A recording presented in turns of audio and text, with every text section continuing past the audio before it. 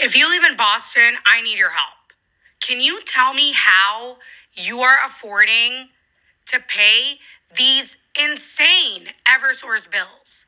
Like, this is my electricity bill for the month of allegedly January. So I've been warning people about this for probably the last year, telling people about skyrocketing utility bills. And there's quite a few factors involved, but the main driver, they're going to blame it on all kinds of stuff. The main driver, though, is that in the utility company world, it is your responsibility to pay for their shit. It's your responsibility to pay for that shit. If they want to install new renewable energy, you pay for it. If they lose money on some project, you pay for it. Utilities are the worst about ensuring that the customers pay for everything they fuck up and everything they decide to do. And they're currently investigating Eversource. It's not going to matter. It's not going to matter. Their rate hikes have all been approved. Their rate hikes have all been approved. These companies go to their state regulatory agencies a couple of times a year and ask for rate hikes. They almost always get them. They start at a higher number, they negotiate down, but they always get some sort of rate hike. And it doesn't help that Massachusetts has the third highest electricity rates in the United States at over 30 cents a kilowatt hour, with the average being 17. So you're paying nearly twice as much as the national average for electricity in the state of Massachusetts. Oh, and guess what?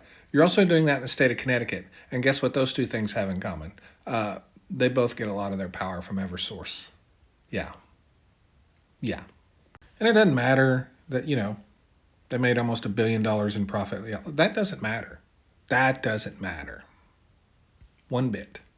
Because the way they do these things is sort of, it compounds the problem. So first of all, natural gas prices are roughly twice this year what they were a year ago. About twice. And this is what generates a lot of your electricity. So you have increasing natural gas prices, right? At the same time, you have increasing rates. There's a compounding effect there.